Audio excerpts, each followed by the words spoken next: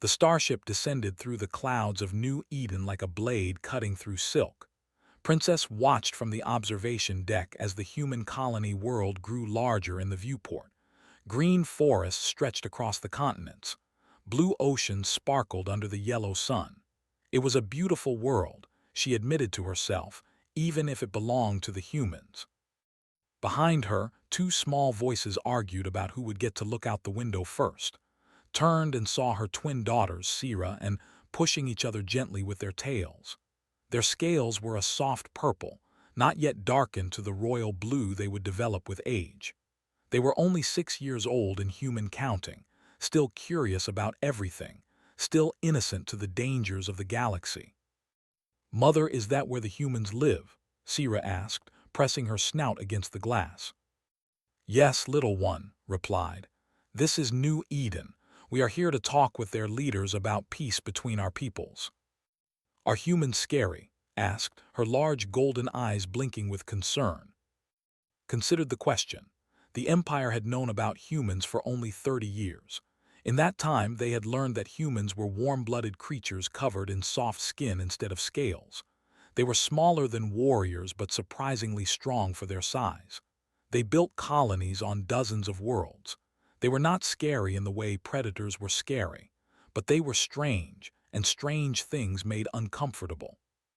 "They are different from us," she said carefully, "but we are here to make friends with them, so you must be on your best behavior." Ambassador entered the observation deck. He was old, his scales faded to a dull gray, but his mind was still sharp. He had served mother before her, and he trusted no one outside the Empire.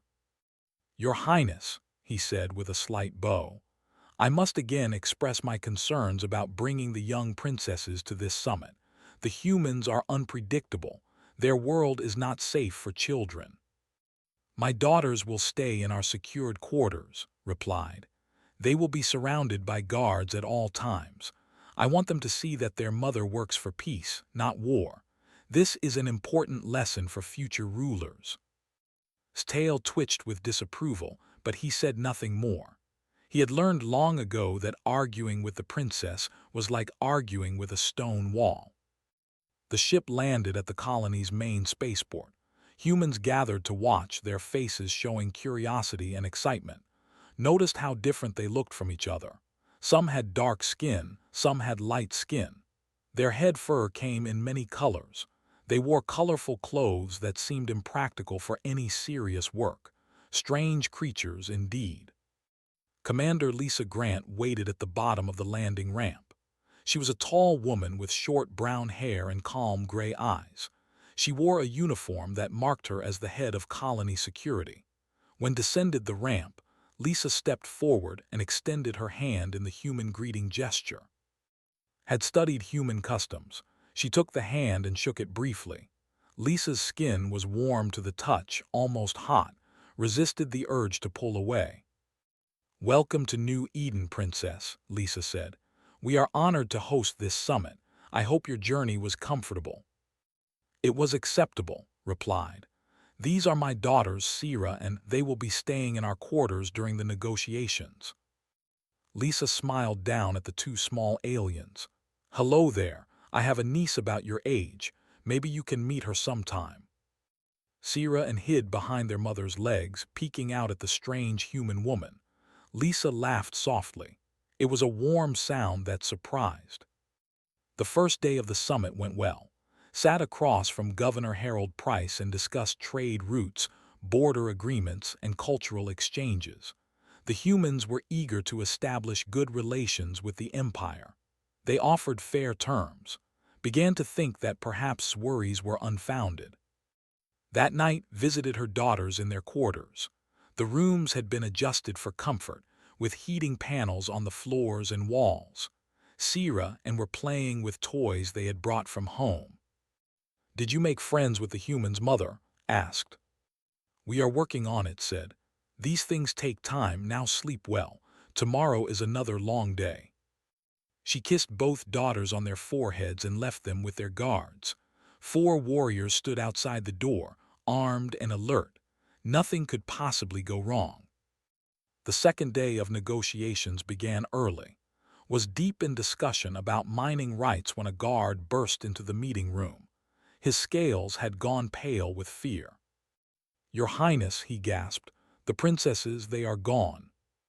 The world seemed to stop, stood so quickly that her chair fell backward. "What do you mean, gone?" "We checked their room for the morning meal. They were not there. The window was open. We searched the building. They are nowhere." Scales flushed deep red, the color of rage and terror mixed together. Her claws extended without her meaning to. "Find them," she hissed. "Find them now." Lisa was already on her feet, speaking rapidly into her communication device. "This is Commander Grant. Full lockdown of the colony. Priority 1 search for 2 children. Mobilize all teams immediately." Ambassador stepped close to. "I warned you," he whispered. "The humans have taken them. This was a trap from the beginning." "We do not know that," replied, but doubt crept into her heart. Above the planet, warships received the news. Weapons systems hummed to life. Targeting computers locked onto the human settlement. The fleet commander awaited orders. One word from Princess, and New Eden would burn. Lisa approached carefully, as one might approach a wounded predator. "Princess, I swear to you, we will find your daughters. Please give us time before anyone does something that cannot be undone." Stared at the human woman. Every instinct told her to unleash her fleet, to tear this colony apart until her children were found. But something in Lisa's eyes stopped her. There was no guilt there, no deception, only determination and genuine concern. "You have until sunset," said, her voice like breaking ice. "If my daughters are not found by then, this world will answer for it." Lisa nodded and turned to her team. The search for the missing princesses had begun, and the fate of 2 worlds hung in the balance. Lisa Grant had handled many emergencies in her 15 years of service. Fires, floods, equipment failures, even a minor riot during a supply shortage. But she had never faced anything like this. 2 alien children were missing, and if she did not find them before sunset, a fleet of warships would reduce her colony to ashes. She gathered her search teams in the security center. Dozens of screens showed camera feeds from across the colony. Her officers worked quickly, reviewing footage from the past 12 hours. "Start from the quarters," Lisa ordered. "Find out when those kids left and which direction they went." Officer Danny Cole was the first to spot something. "Commander, look at this." Around 3 in the morning, the window of the princess's room opens from the inside. 2 small figures climb out onto the ledge. Lisa leaned close to the screen. She could see the 2 children helping each other down from the window. They moved carefully, looking around to make sure no one saw them. They were not kidnapped. They had run away. "They slipped past the guards on their own," Lisa muttered. "Clever little things tracked their path." The cameras followed Sierra and through the quiet streets of the colony. The children moved with purpose, stopping to look at signs and buildings with obvious curiosity. They studied a fountain in the central plaza, touched the leaves of decorative plants, and pressed their faces against the window of a closed bakery. They were exploring. "They headed east," Danny reported. "Last camera shows them near the outer perimeter gate. After that, nothing. They went into the wilderness preserve." Lisa's stomach tightened. The wilderness preserve was 10,000 acres of forest, hills, and streams. Finding 2 small children in that vast area would be like finding 2 specific leaves in a mountain of leaves, and the clock was ticking. She went to inform Princess. The alien royal was packing in her temporary quarters, her tail lashing back and forth with agitation. Ambassador stood nearby, his expression sour. "We found footage of your daughters," Lisa said carefully. "They were not taken. They left on their own. They appeared curious about the colony and wandered off to explore." "Stopped packing. That is something Sierra would do. She has always been too curious for her own safety, but where are they now?" "They entered our wilderness preserve east of the colony. My teams are heading there now. We have trackers, drones, and thermal sensors. We will find them. Thermal sensors will not work on, interjected. Our body temperature matches our environment. We are cold-blooded, Commander. Your human technology is useless. Lisa had not considered that. The task just became much harder. What is the temperature in your forest at night? Asked. Her voice had changed. The anger was fading, replaced by something worse. Fear. It drops to around 50 degrees, Lisa admitted. Sometimes colder near the streams. Closed her eyes. My daughters cannot survive that cold for long. They are too young. Their bodies cannot regulate heat like adults if they spent the night outside. She could not finish the sentence. Lisa understood now. This was not just a search for missing children. This was a race against death itself. Children could freeze to death in conditions that humans would find merely chilly. I am coming with you, declared. I will not sit here waiting while my daughters die in your forest. Lisa wanted to argue, but she saw the determination in the alien mother's eyes. She would not be stopped. They rode in a ground vehicle to the edge of the wilderness preserve. Search teams spread out in all directions, calling the children's names. Drones flew overhead, scanning the forest floor with cameras. Dogs trained for tracking ran through the underbrush, sniffing for any unusual scent. Lisa led in a small group along the main trail. The sun climbed higher in the sky, and with each passing hour, Lisa felt the weight of the deadline pressing down on her. Sunset was only 6 hours away. Tell me about your daughters, Lisa said as they walked. What do they like? What would attract their attention? Seemed surprised by the question. Sira is the bold one. She fears nothing and wants to know everything. If there is trouble to find, she will find it first. Is quieter, more thoughtful. She loves animals. She has a pet at home, a small flying creature she raised from an egg. So might be attracted to wildlife, Lisa said. And Sira would want to see new things. The camping areas near here have both. Colonists go there to observe native birds and enjoy nature. She contacted the ranger station that managed the camping areas. The ranger on duty, a young man named Pete, answered immediately. Pete, this is Commander Grant. We're searching for 2 children who wandered into the preserve last night. Have you seen anything unusual? Any reports from campers? Nothing reported yet, Commander, Pete replied. But we had one family registered for overnight camping in Sector 7, the Dawsons. They might have seen something. Contact them if you can. Ask if they noticed 2 small alien children in the area.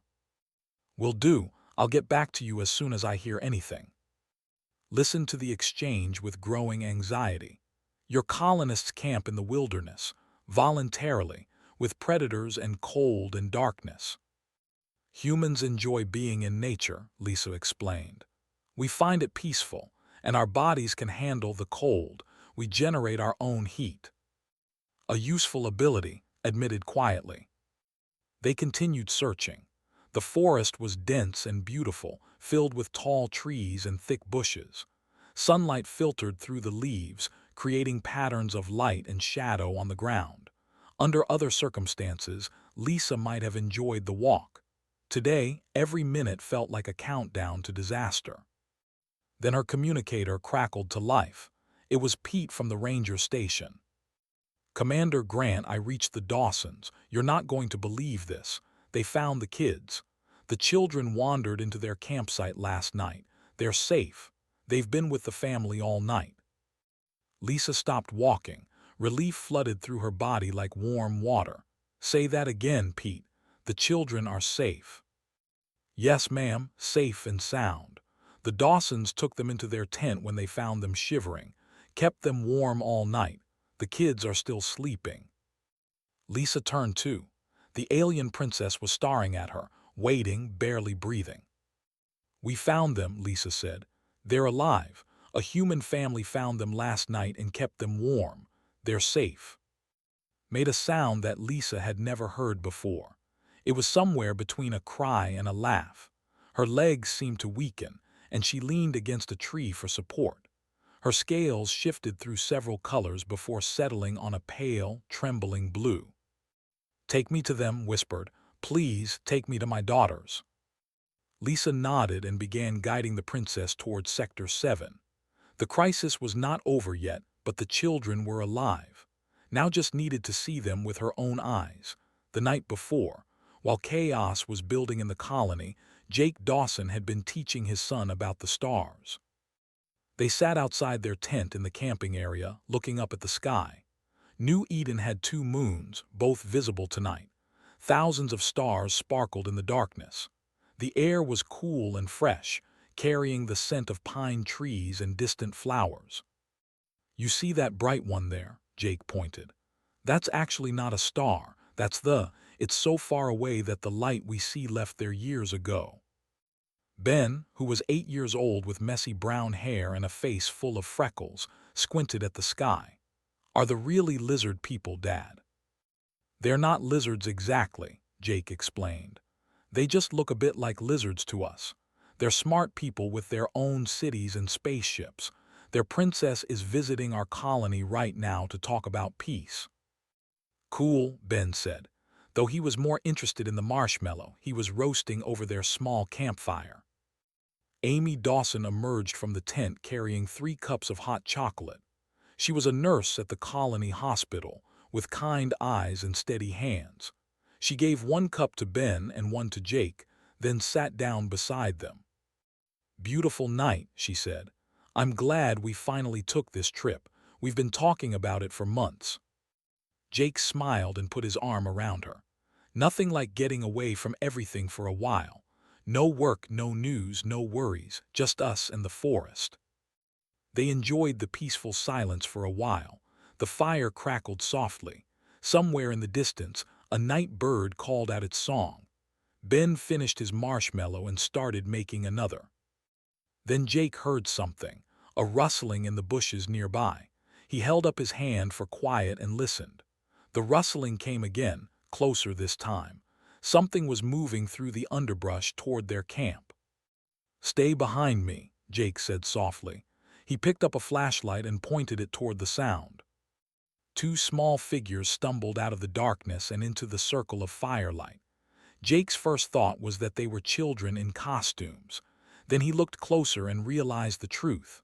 They were 2 young, no bigger than Ben, with purple scales and large golden eyes that reflected the fire like mirrors. They were shivering violently. Their scales had turned a grayish color, and their movements were slow and clumsy. They looked at Jake with fear and confusion, too cold and tired to run. "Oh my goodness," Amy gasped. "Jake, they're freezing." Jake had been a medic in the colony defense force before becoming a farmer. He had trained for emergencies of all kinds. He recognized hypothermia when he saw it, even in an alien species. These children were in serious danger. "Ben, go into the tent and get all the blankets," Jake said calmly. "Amy, put water on to boil. We need to warm them up right now." He knelt down slowly, trying not to frighten the children further. "Hey there," he said gently. "It's okay. We're not going to hurt you. You're safe now." The bolder of the 2 children took a step forward. "We are lost," she said. Her voice was thin and trembling. "We wanted to see the forest, but it got dark and cold." "I know," Jake said. "Let's get you warm first. Can you come with me?" The 2 children looked at each other. Some silent communication passed between them. Then they both nodded. Jake led them to the tent. Ben had piled every blanket they had brought onto the floor. Amy was heating water bottles on their portable stove. Jake wrapped the first child in a thermal blanket, the kind designed to retain body heat. He wrapped the second child the same way. "These are special blankets," he explained. "They'll help you feel better." Amy came in with the hot water bottles. She placed them around the children, careful not to burn their delicate scales. "There you go, sweethearts. You'll be warm soon." The children huddled together under the blankets. Their shivering began to slow as the warmth surrounded them. Jake checked their eyes and their breathing. They were recovering, but they needed to stay warm all night. "What are your names?" Amy asked softly. "I am Sira," said the bolder one. "This is my sister, our mother is the princess." Jake and Amy exchanged a look. These were not just any children. These were the princess's daughters, the most important aliens on the entire planet. And somehow, they had wandered into a random family's campsite in the middle of the forest. "Well, Sira and," Jake said, keeping his voice calm, "you're safe now. We'll take care of you tonight, and tomorrow we'll get you back to your mother."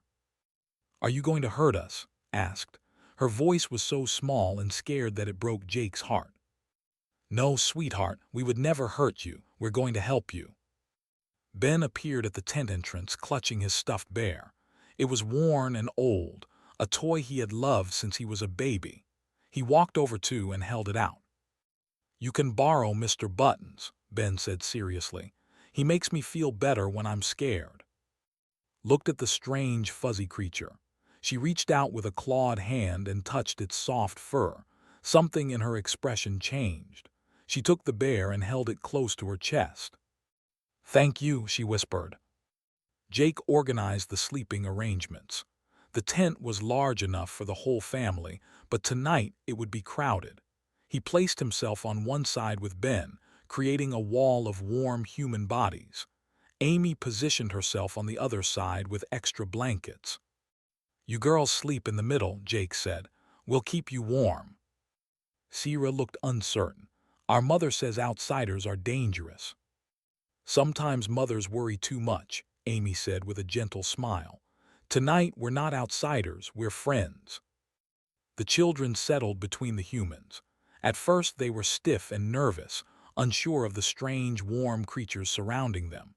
But as the night deepened and the cold pressed against the tent walls, instinct took over. Sierra curled up against Jake's side, absorbing his body heat, tucked herself under Ben's arm, still clutching Mr. Buttons. Amy stayed awake for a while, watching over everyone. She saw how the children's scales slowly regained their purple color. She heard their breathing become steady and peaceful. They were safe. They would survive the night. Outside, the temperature continued to drop. Frost formed on the grass. A cold wind whispered through the trees. But inside the tent, warmth filled every corner. 4 humans and 2 aliens slept together, sharing heat and safety like it was the most natural thing in the world. Jake woke once during the night. He felt Sierra's small, clawed hand gripping his shirt. She was holding onto him like he was the only safe thing in the universe. He placed his hand gently over hers and closed his eyes again. Whatever happened tomorrow, tonight he had done the right thing. He had seen scared children who needed help and he had helped them. That was all that mattered. The stars wheeled overhead. The moons crossed the sky. And in a small tent in the forest, 2 species learned that warmth could come from unexpected places. The morning sun rose over the forest, painting the sky in shades of orange and pink. Birds began their daily songs. Dew sparkled on every leaf and blade of grass. It was a beautiful morning on New Eden, but Princess could not appreciate any of it. Her mind was focused on only one thing. The vehicle carrying her and Commander Lisa Grant bounced along the forest road toward Sector 7. Ambassador sat beside, his expression grim. He had insisted on coming, despite the suggestion that he stay behind. "We do not know what we will find," muttered. "The humans say the children are safe, but humans are known to lie. This could be a trap." "You think everything is a trap," replied. "For once in your life, consider that others might have good intentions. I have served your family for 60 years by assuming the worst. It has kept your mother and grandmother alive. I will not change now." Lisa glanced at them through the mirror. She said nothing, but noticed the slight tension in her jaw. The human commander was not pleased with constant suspicion. The vehicle stopped at the edge of a clearing. A small campsite was visible ahead. A simple tent, a fire pit with cold ashes, camping supplies neatly arranged. And standing near the tent, a human family. A man, a woman, and a boy. Stepped out of the vehicle before it fully stopped. Her legs felt weak and her heart pounded in her chest. She had prepared herself for the worst. She had imagined finding her daughters cold and lifeless. She had imagined finding nothing at all. But she had also hoped. Even while preparing for tragedy, she had allowed herself to hope. The human man walked toward her. He was tall and muscular, with weathered hands that showed years of hard work. His face was calm and open, without any trace of hostility or fear. "You must be the children's mother," he said. "I'm Jake Dawson. Your daughters are in our tent. They're sleeping. They're perfectly fine." Found she could not speak. She tried to form words, but nothing came out. She simply stared at this human who spoke of her children so casually, as if caring for alien princesses was something he did every day. Lisa stepped forward. "Can the princess see them?" "Of course," Jake said. "Just be quiet. They've been through a lot. They need their rest." He led them to the tent. Amy Dawson stood nearby, her hands clasped together nervously. The boy, Ben, peeked out from behind his mother, curious about the strange alien visitors. Jake knelt by the tent entrance and slowly unzipped the flap. He pulled it back gently, revealing the interior. Looked inside and froze. Her daughters were there, alive, safe, sleeping peacefully in a nest of blankets and warmth. Sierra was curled up against Jake's sleeping spot, her small hand still gripping the fabric of a human shirt that had been left behind. Was tucked under a blanket with the human boy's arm-shaped indent beside her, holding a strange, fuzzy toy. They looked comfortable. They looked protected. They looked like children who had been loved and cared for through a dangerous night. His legs gave way. She knelt at the tent entrance, tears streaming down her scaled face. In her culture, crying was considered a sign of weakness. Rulers did not cry. Princesses did not show such emotion in public, but could not stop herself. All the fear and terror of the past hours poured out of her in silent tears. "They wandered into our campsite last night," Amy explained softly. "They were freezing. We brought them inside and kept them warm. That's all." That's all. The human woman said it like it was nothing, like saving 2 lives was just a normal thing anyone would do. Ambassador had approached the tent. For once, his suspicious eyes had softened. He stared at the sleeping children, then at the humans who had protected them. His mouth opened and closed several times before he finally spoke. "You knew who they were." "They told us their mother was the princess," Jake said. "But honestly, it wouldn't have mattered if they were the children of a farmer. They were cold and scared. That's all we needed to know." Fell silent. He had no response to that. Composed herself and wiped her tears. She looked up at Jake Dawson, studying his face. She had been taught to read people, to detect lies and hidden motives, but she saw nothing in this human except honest kindness. "Why?" she asked. "Why did you help them? We are strangers to your people. Our races have no history together. You owed us nothing." Jake shrugged, a simple human gesture. "Because they were children who needed help. That's really all there is to it. In my culture, we do not help outsiders so freely. We assume that strangers mean us harm until they prove otherwise." "I understand," Jake said. "Different worlds, different ways, but on this world we try to help when we can, especially children. Children are precious, no matter what planet they're from." Ben had crept closer. He looked at with wide eyes. "Are you really a princess?" he asked. "Ben," Amy whispered, "manners." But smiled. It was a small smile, still wet with tears but genuine. "Yes, little one, I am a princess, and you have been very brave. My daughter is holding your toy." "That's Mr. Buttons," Ben said proudly. "He keeps bad dreams away. I thought she might need him." Looked at the worn, stuffed bear in her daughter's arms. Such a simple thing. A child's comfort toy given freely to a stranger.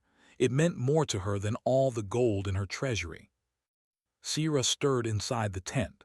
She opened her eyes slowly, adjusting to the morning light. Then she saw her mother kneeling at the entrance, and her face lit up with joy. "Mother," she cried, scrambling out of the blankets. She rushed forward and threw herself into his arms. A moment later woke and did the same. Held both daughters tight against her chest, feeling their warmth, feeling their hearts beating. "We're sorry," Sierra said. "We just wanted to see the forest. We didn't mean to get lost." "It was so cold," added. "But the humans kept us warm. They were so nice, Mother. They gave us blankets and hot drinks and Mr. Buttons." Kissed both their heads. "I was so worried. I thought I had lost you forever." "The human family saved us," Sierra said. "They treated us like we were their own children." Looked up at Jake and Amy. The human couple stood together, arms around each other, watching the reunion with gentle smiles. They had every right to demand rewards, to use their heroism for political advantage, but they asked for nothing. They expected nothing. They simply stood there, happy to see a family reunited. Approached and spoke quietly. "I have judged these people wrongly. I see that now." Nodded slowly. "Perhaps we have all judged too quickly." She stood, keeping one arm around each daughter. She faced the Dawson family with the full dignity of her royal position. "I owe you a debt that can never be repaid," she said formally. "You have given me back my greatest treasures. I will not forget this. My people will not forget this." Jake simply smiled. "Just doing what any parent would do. Get your girls home safe. They've had quite an adventure." Bowed her head, a gesture of respect rarely given to those outside the royal court. The Dawsons bowed back, uncertain if they were doing it right but wanting to show respect in return. And in that simple exchange, something changed. The gap between two peoples grew smaller. The future looked brighter. All because of one cold night and one warm tent, the news spread across New Eden like wildfire. The missing princesses had been found safe and sound, rescued by a simple farming family on a camping trip. The warships in orbit powered down their weapons. The tension that had gripped the colony dissolved into celebration. And in the halls of government, preparations began for something no one had expected. Princess stood before the assembled diplomats, her daughters on either side of her. Sierra had refused to let go of her mother's hand since the reunion, still clutched Mr. Buttons, the stuffed bear that Ben had given her. The human boy had insisted she keep it. "I came to New Eden with suspicion in my heart," began. Her voice carried across the silent room. "I had been taught that humans were primitive, untrustworthy, too different from us to ever truly understand. I believed that this summit was a necessary chore, not an opportunity." She paused, looking at the faces before her. Human and alike listened with full attention. "I was wrong." The admission hung in the air. Royalty did not often admit mistakes. To do so publicly was almost unheard of. "Last night my daughters were lost in your wilderness. They could have died from the cold. My people do not survive well in low temperatures, especially our young. I feared the worst. I prepared myself for tragedy." His voice cracked slightly, but she continued. "Instead, I found my daughters sleeping peacefully, surrounded by humans who had taken them in without question. A family called the Dawsons found two frightened alien children and treated them as their own. They shared their warmth, their shelter, their love. They asked for nothing in return." Jake and Amy Dawson sat in the front row, looking uncomfortable with all the attention. Ben sat between them, swinging his legs because his feet didn't touch the floor. He waved at when she looked his way. "In the Empire, we have a saying," continued.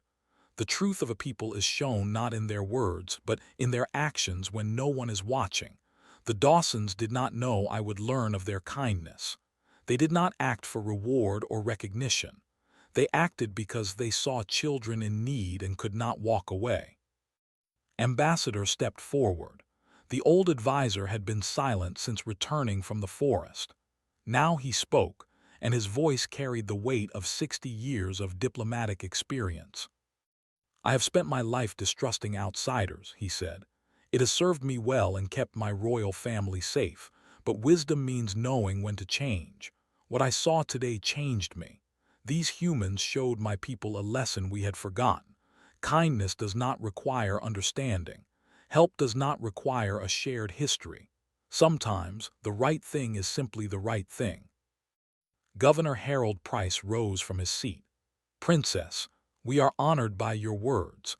The people of New Eden want nothing more than friendship with the Empire. If a single family's kindness could demonstrate who we are, then let that be the foundation of our relationship. Nodded, I propose a new treaty, not just an agreement of trade and borders, but a true alliance. One that recognizes humans not as useful primitives, but as valued partners. One that opens our worlds to each other in ways never before considered. The negotiators worked through the night. When dawn came, they had drafted something unprecedented. The treaty included cultural exchanges, joint scientific research, mutual defense agreements, and most importantly, a statement of friendship between the two peoples. They named it the Dawson Accord, not after a diplomat or admiral, but after a farmer who had simply done the right thing. At the signing ceremony, Jake Dawson was invited to stand beside Princess. He looked deeply uncomfortable in his borrowed formal clothes, but Amy had insisted he represent their family properly. "Do you have anything to say, Mr. Dawson?" the governor asked. Jake cleared his throat nervously. "I'm just a farmer. I don't know anything about politics or treaties. All I know is that when you see someone who needs help, you help them. That's what my parents taught me. That's what I'm teaching my son. I hope that's what we all teach our children, human or..." Sierra tugged on her mother's arm. "Can I say something too?" Smiled and nodded. Sierra stepped forward, her small voice clear and strong. "The humans were nice to us. They kept us warm and gave us sweet drinks and told us stories. I want to visit them again. I want to be friends." Added quietly, "Ben gave me his bear. He said friends share things. I want to be his friend forever." A warm laughter spread through the room. It was the laughter of relief, of joy, of hope for the future. After the ceremony, Ben found Sierra, and in the garden outside the government building. The three children looked at each other awkwardly for a moment. "So what do you want to do?" Ben asked. "What do human children do for fun?" Sierra asked back. "Want to see the aquarium? They have fish from 3 different planets." "Yes," both sisters said together. Their parents watched from a distance as the 3 children ran off together, already chattering about fish and planets and adventures to come. "I never expected this," said to Jake and Amy. "When I left I thought this trip would be 2 weeks of boring meetings. I never imagined it would change everything." "Life is funny that way," Amy replied. "The biggest moments often come from the smallest choices." Looked at her daughters playing with their new human friend.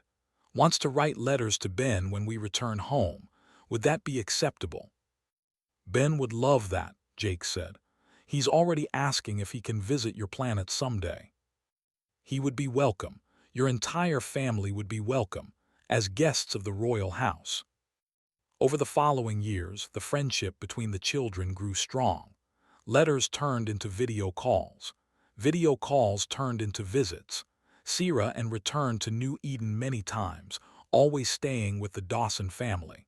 Ben made 3 trips to experiencing wonders no human had ever seen. The Dawson Accord held firm through difficulties and challenges. When disputes arose between the two peoples, someone would always remember the story. They would remember a cold night, a warm tent, and a family who helped strangers without hesitation.